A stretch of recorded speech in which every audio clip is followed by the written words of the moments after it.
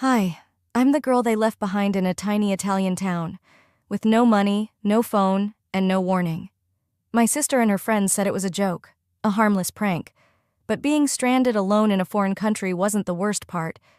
It was realizing they'd planned it, that they laughed, and when I finally got back, they weren't done.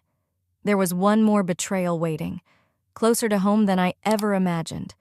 Would you forgive them, if it was your own family? Before we dive in, tell me, where are you listening from, and what would you have done? Let us know in the comments. My name is Odellyn Vance, youngest of three, the one who never raised her voice, the one who always said, "It's fine," even when it wasn't.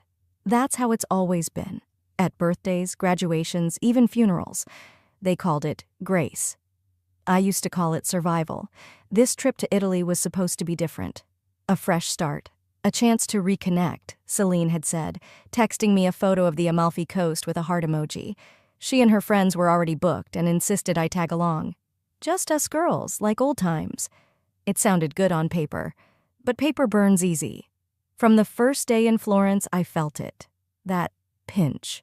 Like I'd wandered into a party I wasn't actually invited to. They made inside jokes I wasn't part of. Shared glances I didn't understand. I chalked it up to jet lag. Or maybe I was too quiet. That's what Celine always said. You shrink yourself, Odellyn. No one knows what to do with silence. The last night, we had dinner on a rooftop overlooking the Arno River. It was stunning. Fairy lights strung like stars, the Duomo glowing in the distance. The waiter poured Prosecco while the group laughed loud enough for strangers to look over. Celine sat at the center of the table, flawless in her silk dress, telling a story about her recent charity gala. I had the mayor's wife crying by dessert, she beamed. People kept asking if I was on the city council. When I tried to comment on a street artist I'd seen that morning, someone cut me off. You actually went out that early? Another chimed in. Must be nice not to have real deadlines. I smiled. Not because it was funny, but because it was safer. I didn't want to ruin the night. I never did. So instead, I quietly handed the waiter some euros for the tip. Celine always made a fuss about who paid what. I thought if I just eased things, maybe the tension would pass. But tension doesn't pass. It builds. It was past 10 when one of Celine's friends, I think her name was Dana, squinted at me and slurred, "So, like, you still work at that nonprofit thing? Helping homeless dogs or whatever?" I corrected her gently. It's actually a legal aid clinic for domestic abuse survivors. Dana blinked. Wow, that's cute. Laughter rippled around the table. I felt my stomach twist. You know, I said, placing my fork down, I don't expect applause, but maybe don't reduce it to something cute. Celine rolled her eyes. There it is. There what is? This, she said, loud enough to quiet the group. You ruin every trip with your feelings. God, Odellyn, grow up. Silence. Even the waiter paused. My chair scraped back before I even realized I was standing. I didn't say a word. I just left. The air outside was cooler than I expected. Or maybe it was the heat in my cheeks. I walked aimlessly for a while, letting the buzz of scooters and laughter blur into a distant hum. Around 11, I texted Celine. I'll meet you at the hotel in 20. Then I ducked into a late-night cafe for a bottle of water. I needed time, distance, a sliver of grace. By the time I reached the hotel, the lobby lights felt too bright. I smiled politely at the front desk clerk. Room 213? He looked up, then hesitated. I believe your party checked out about 30 minutes ago. I froze. Sorry, what? They left bags at the front for a van pickup. I blinked. My name's not on the room, but I'm with them. I was just out for a walk. He shrugged, apologetic. They left together. No note. I raced upstairs anyway. The door wouldn't open. My keycard didn't work. My bag, my passport, my phone charger, all in the group luggage. Celine had insisted she'd keep it safe, like always. My throat tightened. I ran back down, out the doors onto the street. Tried Celine's number, straight to voicemail. Tried Dana, nothing. Opened the rental app. The van location had already shifted far north, headed out of Florence. That's when it hit me. This wasn't an accident. This was a plan. I opened the last group photo from dinner. Everyone smiling, glasses raised, but there, in the far right, was Selene, eyes locked on the camera, lips curved in a tight smirk. And in her left hand, tucked behind her back, was my passport. She'd been holding it the entire time. And standing in the middle of a cobbled square alone, I whispered what I never dared say aloud. "You don't get to erase me this time, Selene." I said it under my breath, as if the stones beneath my feet might carry it for me. But Florence didn't respond. The piazza was empty except for a few trash bins and pigeons pecking at crumbs from someone else's joy. I sat on the cold bench with my arms wrapped around my knees, still in last night's clothes, still hoping someone, anyone, would call to say it was a mistake. It wasn't. The sun crept up with no kindness. I hadn't slept. Not really. Just drifted in and out, neck sore from the bench, the kind tourists whispering around me as if I were a statue. Something to observe, not touch. I checked my phone. 8% battery, no bars. I thought maybe Selene had messaged after all. But nothing. I stood slowly, the kind of slow that came from disbelief, not fatigue, and patted my jacket for my wallet. It wasn't there. My heart skipped. I checked the small backpack I had grabbed in the rush out of the restaurant the night before. It wasn't mine. Not the soft leather one Selene always called embarrassingly practical. This one was glittery, pink, cheap. Inside, a folded note stared back at me like a smirk. "Try not to cry. It's embarrassing." I held it in my hands like it was on fire. I wandered toward the tourist information center near the Duomo, trying to piece together what the hell I was going to do. A woman behind the counter gave me a polite but confused look as I tried to explain my situation. No ID, no wallet, no Italian. I showed her the fake backpack and pointed at my phone, mouthing charger. She handed me one with a sympathetic glance. "Wait here," she said, disappearing into a back room. I sat near a dusty rack of brochures, plugging my phone in beside a plastic chair with one leg shorter than the others. I didn't care. I just wanted one message, one lifeline. 10 minutes passed, then 20. No texts, no missed calls. I opened WhatsApp. The group chat with Selene and the girls, Amalfi Angels, was gone. Not silent, gone. I stared at my screen. They'd kicked me out of the group. I swallowed hard and switched to Instagram, logging in through the spotty Wi-Fi. Selene had just posted a photo of her and Dana in matching hats at a train platform, smiling, happy.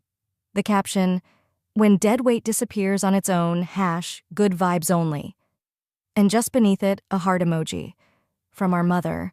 I felt like I'd been slapped. I clicked through. My sister had blocked me. On everything. No trace of me on her feed, her stories, even our old shared photos gone. Like I never existed. And Mom? Mom had liked the post. No text from her. No, "Are you okay?" Not even a question mark. I sat there, thumb hovering over the screen, but there was no one left to call. I wasn't surprised, not really. Just confirmed. It reminded me of last year, when Selene asked the family for help launching her boutique candle line. I offered to co-sign the loan, quietly, privately, even though she hadn't asked. She laughed in my face. "I'd rather tank my credit than tie it to you," she said. "You bring nothing but drama." I'd forgotten that for a while, let the idea of sisterhood fool me. Thought maybe this trip was her way of making amends. It wasn't. I left the tourist center with the charger still in my hand and no direction in my mind. I wandered toward a row of cypress trees by the bus stop and sat in their shade, thinking, trying not to spiral. But the thought kept looping. They planned this. This wasn't a mistake. This was entertainment to them. I kept imagining them in the van, laughing, playing a guessing game of how long it'd take me to realize I'd been ditched. I could hear Celine's voice in my head, clear as crystal. "She's always so serious. Maybe now she'll lighten up." There are moments in life when your options split in two so cleanly it feels like a movie script. Sitting under those trees with borrowed Wi-Fi and a broken heart, I saw them. Option 1, call the embassy. Wait 6 hours. Get processed, pitied, maybe get home in 3 days. Option 2, find a way to Rome. Today. Catch them before their flight. No yelling, no begging, just show up. It would take more than anger. It would take resolve. And something I hadn't leaned on in years, the belief that I mattered enough to confront someone. I closed my eyes. If I let this slide, I whispered, it'll never stop. And with 1 borrowed charger and 20 borrowed euros, I began walking toward the train station. The walk to the train station wasn't long, but it felt like miles. The charger dangled from my wrist like a lifeline, and the 20 euros I'd been handed burned in my pocket. Not because of the money, but because someone believed I might still find a way forward. At the station, I stood in line behind a family with noisy toddlers and a honeymoon couple arguing over seats. My mind drifted to Celine. Was she already checking into a new hotel in Rome, laughing about how the deadweight took the hint? A middle-aged man with kind eyes and a thick accent helped me buy the cheapest ticket to Rome, 2nd class, no reserved seat. I thanked him in broken Italian and boarded with a breath so shaky I had to sit down immediately. The train rocked gently, winding its way through the countryside. A young waitress sitting across the aisle noticed my tear-streaked face and passed me a napkin without a word. I looked at her, really looked, and saw something familiar in her eyes. "Bad day?" she asked in soft English. I nodded. "Family?" she guessed. I laughed bitterly. "Yeah." She told me about her brother who hadn't spoken to her since she left the family restaurant to become a flight attendant, how her mom called her selfish, how her sister said, "You think you're better than us." She wiped her hands on her apron and said, "Sometimes the people who raise you are the ones who resent you the most." Her words landed like stone in my stomach. It was strange how hearing someone else's pain made my own feel less lonely. When the train pulled into the Rome station, the platform was buzzing. I thanked her for the napkin and the kindness, and she smiled, motioning toward the front of the train. "I work part-time at a hotel near here. You going anywhere special?" I swallowed. "Just trying to find my family." She hesitated for a beat, then nodded slowly. "If you need anything, come to the Renaya Hotel. I'll be there for the next shift." Rome smelled like gasoline and old coins. The city was alive, golden light casting long shadows through narrow streets. I walked with purpose. The hotel wasn't far, a sleek glass and marble building that looked like it belonged to a different world. I stepped inside. The front desk staff, a young man with perfect posture, looked at me with polite suspicion. "Do you have a reservation?" "No, but my sister, Celine Vance, she's staying here, with a group." He clicked a few keys on his keyboard. "I'm sorry, we don't have anyone under that name." I leaned in, lowering my voice. "Please, I don't need a room. I need to talk to her. Could you call the room? Maybe Dana Corday or Rhea Maxwell." He blinked, clearly recognizing one of the names. Then he shook his head. "They're not accepting calls. Do you want to leave a message?" "No, I want to speak to them." His lips pressed into a polite but firm line. "I'm sorry, miss." I took a step back, chest tight. I was about to turn away when I spotted her, the waitress from the train. She was now in a dark blazer and name tag. Her eyes widened when she saw me. "Wait," she whispered, walking over quickly. "You're her sister?" I froze. "Yes." She reached into her pocket and pulled out a room key card. "She dropped this in the elevator last night. I was going to give it to the front desk, but I figured maybe you needed it more." My fingers trembled as I took the card. "Thank you." She nodded once, quietly stepping away. I walked down the hallway slowly, heart pounding. The card slipped easily into the door's lock. Click. Voices spilled into the corridor before I even pushed the door open. "I swear, it's like a weight has been lifted," Dana said. "Oh, please," Celine laughed. "She acts like a martyr, but all she does is drag everything down." "Wasn't there that whole emergency money thing?" Rhea chimed in. "Didn't your parents give her like 10 grand because she couldn't keep a job?" Celine snorted. "Only because they felt guilty. I told them not to. She didn't earn it. She doesn't do anything." The laughter was sharp, cruel, familiar. I stood there frozen.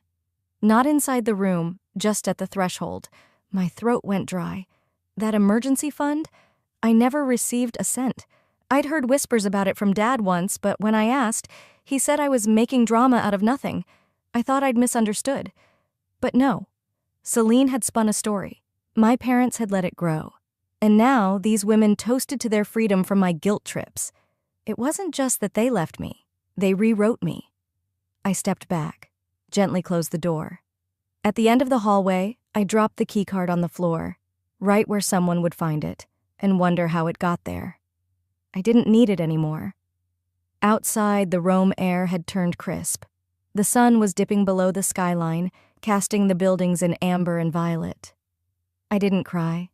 I just walked, one foot after the other, past fountains and laughing tourists, past alley cats and restaurants with tables spilling into the street. They wanted me erased, I whispered. I'm about to become unforgettable. The moment Calder said my name, something inside me paused, like an old wound catching air. The cobblestone beneath my feet felt steadier than my heartbeat. He looked older, of course, softer around the eyes, with a beard he didn't have when we were teenagers. But the way he smiled, that hadn't changed. "Oh, Dylan," he said again, "what are you doing here?" I opened my mouth, then closed it. What was I supposed to say? Oh, just got dumped in a foreign city by my sister and left with someone else's backpack? Instead, I offered the only truth that felt manageable. Just needed some air. He chuckled softly, as if that made perfect sense. "Well, I'll take it as a sign. Let me buy you a coffee? There's a place around the corner. It's quiet." I should have said no. But something about Calder, the steadiness in his voice, the familiarity of someone who once knew me before I became invisible in my own family, made it hard to walk away. We crossed the street, the Roman sky darkening above us, and sat outside a tiny cafe tucked between ivy-covered buildings. "So," he said gently, "how have you been?" I let the silence sit for a beat. Trying to remember who I was. He studied me for a moment. "You always stood up for the underdog, even when it meant you were the one getting hit. That's how I remember you." I looked down at the chipped edge of my espresso cup. My throat burned. He went on. "I remember in 6th grade, when that group of boys stole my sketchbook. You followed them after school and got it back. You didn't even tell anyone. It just showed up in my locker the next day." I remembered that. I also remembered how Mom had scolded me for coming home late that day, accusing me of chasing chaos for attention. "You were the brave one," Calder said. "Even back then." I gave a tight smile. "Not everyone saw it that way." "Your mom didn't," he said bluntly. "She scared me, honestly. Always looked like she was calculating who didn't belong." That made me laugh, but the sound was hollow. "She calculated me out a long time ago." He leaned forward. "I'm sorry. You didn't deserve that." We sat in silence for a few moments, letting the weight of it settle. Then Calder said something that snapped the air clean.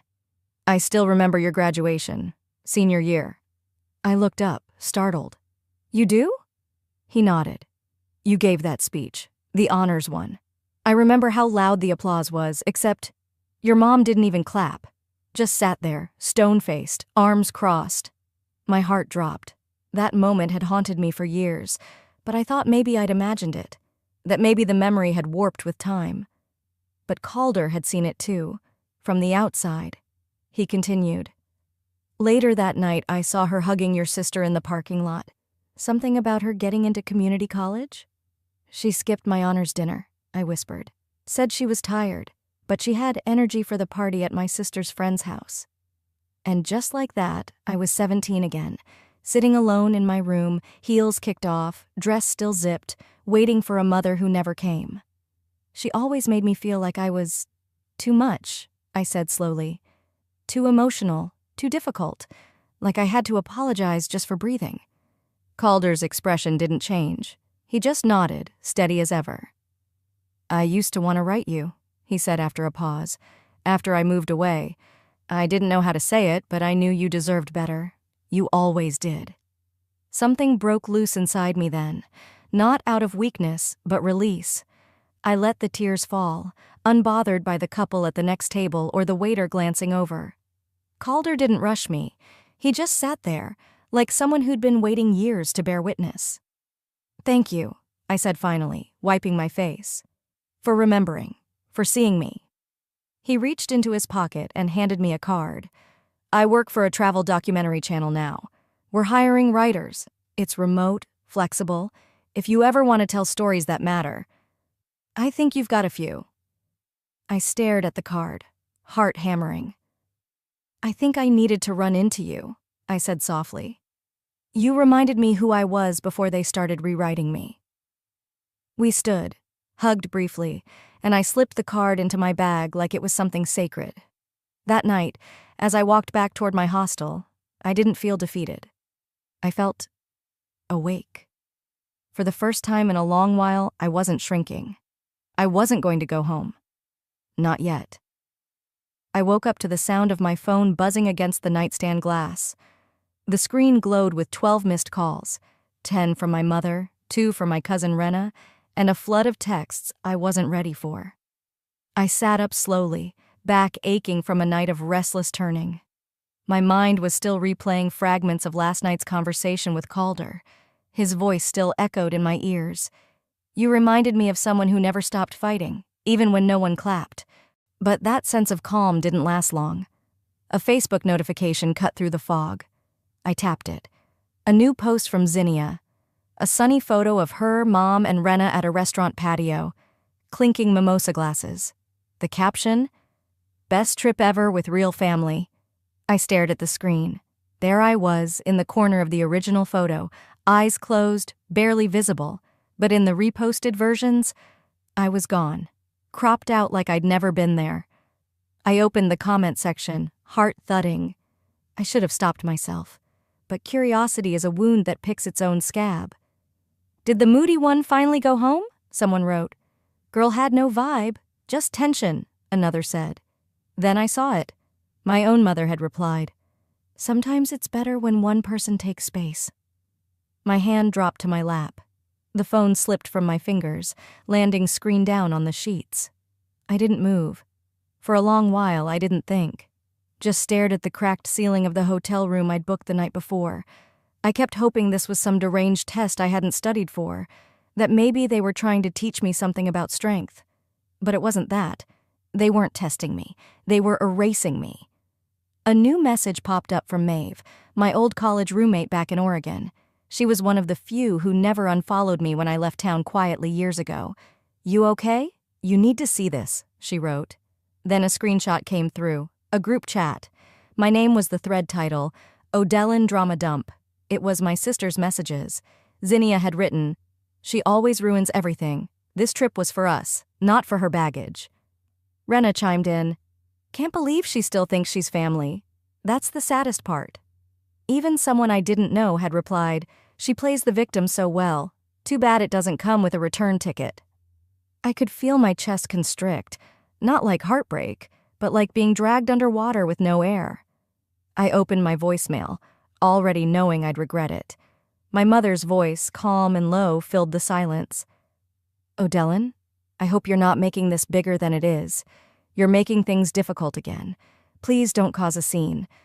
Just come home when you're ready to act like family." The word family scraped like gravel in my throat. She always said things like that. Act like family. It was code for don't embarrass us, code for stay quiet, swallow it, and don't make waves. But I wasn't a child anymore. I wasn't the girl who cried silently in her room while the family opened gifts downstairs. I wasn't the one who skipped prom because Zinnia said, "You just make it weird." I picked my phone back up, hands shaking. Not from fear, but clarity. I canceled my return flight. Then I opened my laptop. The words didn't take long to find me. They were already inside me, simmering for years. I wrote, "Family doesn't abandon you in a foreign country. They don't crop you out of memories, then toast to your absence. They don't call you dramatic while they stage their betrayal." I paused. My fingers hovered over the keyboard. They say I'm a burden, but I carried more than they'll ever know. I hit save, and for the first time in days, I didn't feel invisible. My finger hovered over the button for half a second longer than I meant. Then I pressed it. Post. I stared at the screen, not even breathing, half expecting the world to ignore it the way my family had ignored me for years. But within minutes, it was already gaining traction. 3 hours later, the post had over 2,000 likes. By hour 4, there were comments pouring in from people across the country. "This happened to me. Your sister sounds exactly like mine. My mother did the same. You're not alone." Someone even shared, "I know that brunch spot in Rome. They look so fake smiling without you." I refreshed the page and watched the numbers rise. It wasn't about going viral. It was about being heard. Just once. Then came the backlash. Zinnia's name popped into my inbox. Subject: take that down. "Odellin, what the hell is wrong with you? That post is a disgusting exaggeration. You're making us look awful to strangers. Take it down or you'll regret it." An hour later, my phone vibrated with a voicemail. "Mom, you always find a way to play victim, don't you? We took you on this trip to reconnect. And this is how you thank us? You're hurting our family name." I sat on the edge of the hotel bed, staring at my reflection in the black TV screen. She still called it a family, as if I was ever treated like part of it. I reopened the post, typed one more line underneath. If they didn't want the world to know, they shouldn't have done it. I walked to the tiny kitchenette in the corner of the room, poured myself lukewarm tap water, and tried to steady my breathing. The door was locked, the curtains drawn, but I still didn't feel safe. By early evening, the fallout deepened. My work phone rang, an Oregon number I recognized. HR. "Odellin, hi," came the voice of Meredith from People Ops. "Listen, we received an anonymous email this morning with links to your recent social media posts. There's some concern about emotional instability while abroad." My stomach flipped. "Excuse me? We're just putting your access on temporary hold while we sort it out. It's standard." Standard. Right. Someone had reported me, and I knew exactly who. It was either Zinnia, bitter and calculated, or Mom, who was always 2 steps ahead when protecting the family's reputation. I didn't cry. Not this time. I wanted to. God knows I wanted to scream, to fly home, to walk into that office and demand fairness. But instead, I opened my email, attached a PDF of my therapist's recommendation letter from last year during my sabbatical, and added a screenshot of the leaked messages Zinnia and Rena had sent about me. "For context," I wrote, "this is what triggered my response." I didn't hit send right away. First, I read an old voicemail again, one from my father. He'd left it a few years before he passed, when I was between jobs, living in my car for a stretch, too ashamed to call home. His voice cracked as he said, "I know they make you feel like you don't belong, but you're my favorite kind of storm. Quiet, but unstoppable." My throat tightened. The grief was still there. So was the pride. Calder texted then, "Don't come home for them. Stay for you." I opened a new document on my laptop. At the top, I typed, "Things I was never allowed to say." Then I went to LinkedIn. I copied the post, pasted it clean, professional, added one final sentence. "Character isn't built in a quiet family. It's revealed when you survive a loud one." I hit post. This time the silence that followed wasn't peace. It was the breath you take before a storm hits back. I hadn't even brushed my teeth when the first message came in. No greeting, no small talk, just a direct, chilling line. "I think you just exposed my cousin's exact story. Your sister is toxic. Want proof?" At first, I stared at it, blinking against the brightness of my phone screen. My heart sped up. I tapped into the sender's profile. Her name was Alessa Crowley, and her bio mentioned she was a UX designer in London. Mutuals 3. One of them was Zinnia. I replied cautiously. "Proof of what?" She didn't hesitate. Less than a minute later, my inbox pinged again with a screenshot.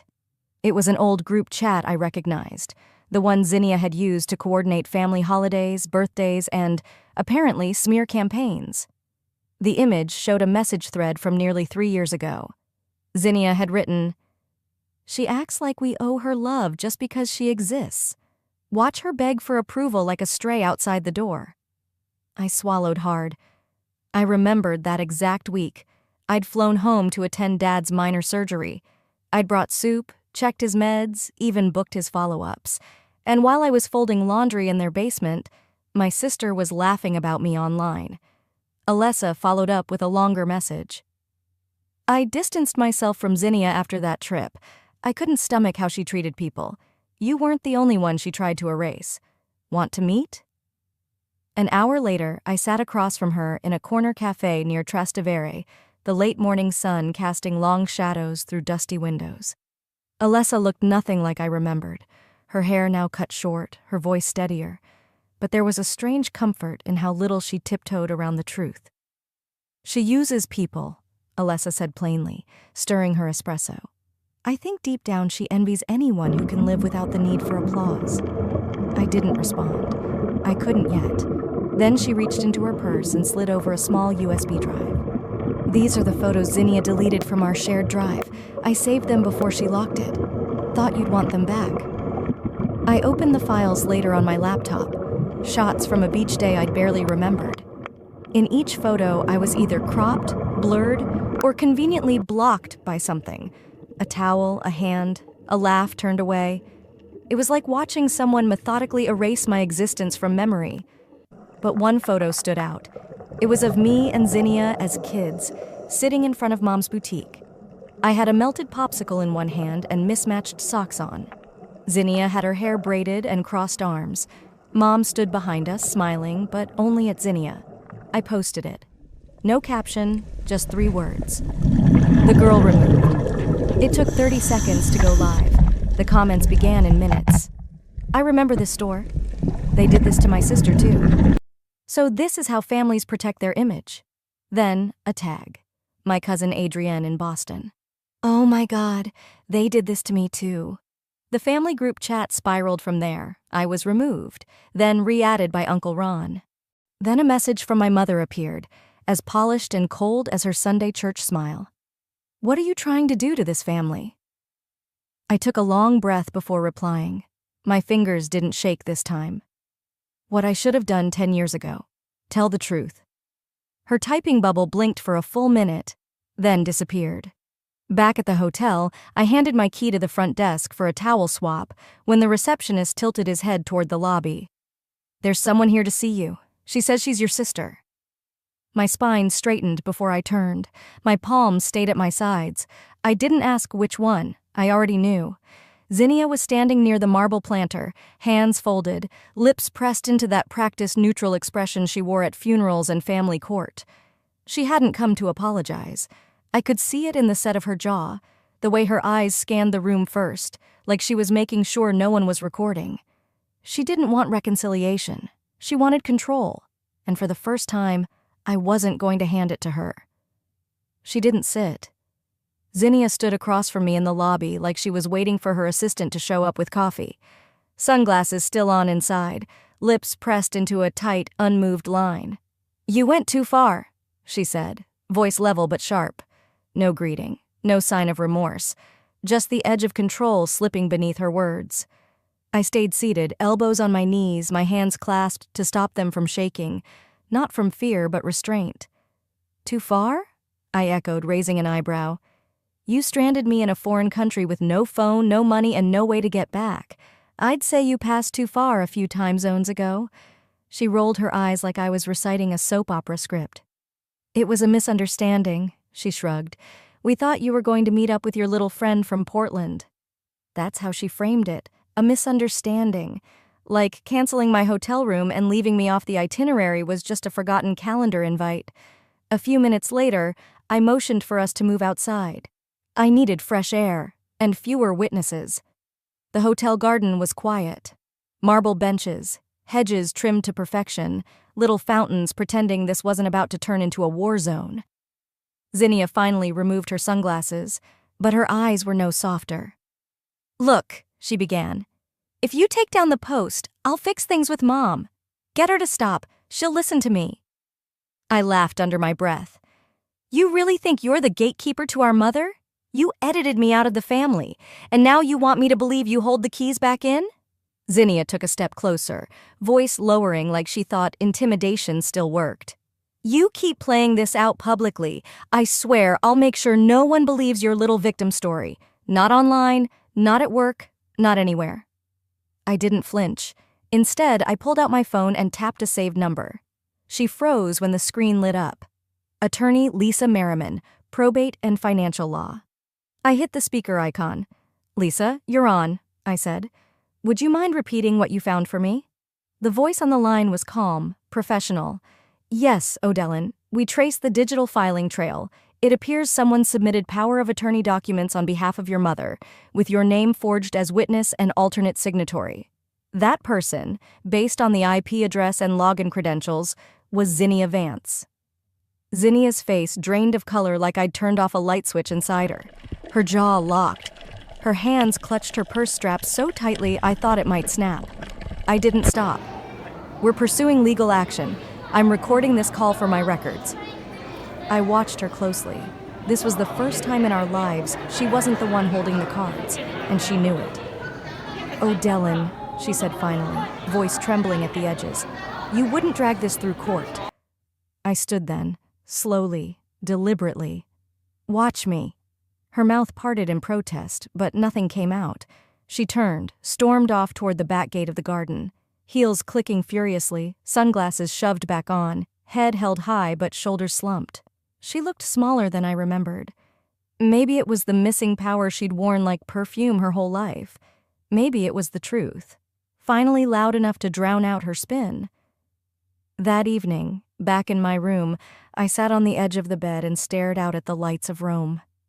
I should have felt exhausted, but I didn't. I felt light. Not because the storm had passed, but because I'd finally stopped trying to avoid it. My phone buzzed. "Delta, your flight to Portland is confirmed." I stared at the text, then looked at the bags I had halfway packed, but something felt different. I whispered into the quiet room. This time, I'm not flying away. I'm flying free. I zipped the last compartment closed, one last time, and then, a knock at the door. I stood up slowly, heart steady, but the voice on the other side wasn't Zinnia's. It was my mother's. The knock wasn't frantic. It was soft, deliberate. I opened the door slowly, still clutching the strap of my carry-on. My mother stood there. She didn't look like the woman who used to turn heads at charity galas or church events. Her hair was pinned too tightly, her blouse slightly wrinkled, and the shine in her eyes wasn't pride. It was something closer to weariness. "Can I come in?" she asked. Not a demand, not a performance, just a question, carried on the voice of someone who wasn't sure they'd be welcomed. I stepped aside. She walked in without speaking further, sat on the edge of the small sofa like a guest, unsure whether they were early or terribly late. I poured water into 2 glasses. It was too early for tea and too late for explanations, but we started anyway. We sat in silence for a while. The hum of traffic outside filled the air between us. Finally, she cleared her throat and looked at me.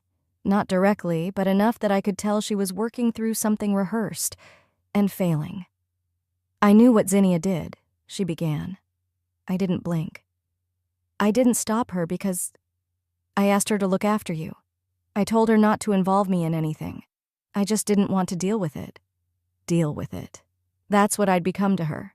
A situation, a burden to delegate. She didn't look for my reaction. Maybe she knew better than to expect tears.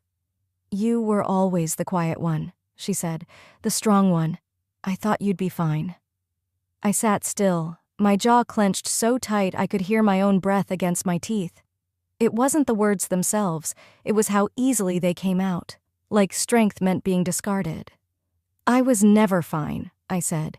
"I just stopped showing you how much it hurt." She nodded once, slowly, like maybe, just maybe she'd heard that before, but never believed it until now. Her eyes drifted to my wrist, the bracelet, the twisted wire one I'd bought from a street artisan in Cortona. "Your father bought me one like that the first time we came to Italy," she murmured. "Said it looked like something strong that learned how to bend." I touched it unconsciously. I used to find comfort in those echoes, shared tastes, parallel moments. But now it didn't warm me. It just reminded me how long I'd mistaken proximity for closeness. She reached out, almost reflexively, like she wanted to touch it too, but pulled her hand back before she made contact. There were no tears, no shouting, just gravity between us. History that didn't need to be retold. I stood quietly, picked up my suitcase. "I'm not going to drag you through the mud," I said. "I won't turn this into some kind of public execution." Her shoulders sagged, just slightly. But then I added, "But I'm done playing the secret. I'm not going to pretend this didn't happen. I won't shrink for your comfort." She finally looked up. Her voice was low. "So, this is it?" I met her eyes. "No, this is me." The sun was still climbing when I stepped out of the hotel. The streets were already buzzing with the pace of a city that didn't care whether you were healed or hurting. I welcomed that indifference. The cab ride to the airport was quiet. I didn't check my phone. Whatever message came next, it could wait. At the terminal, I handed over my passport and boarding pass. The gate agent smiled at me with the kind of kindness only strangers can offer. "Final boarding, Miss Leclerc." I nodded. One bag, a bracelet. And finally, no more silence. Some people say blood is thicker than water, but sometimes water flows freer when blood has tried to drown you. So I walked away. Not bitter, not broken, just done. Tell me, what would you have done if your family left you behind and called it a joke?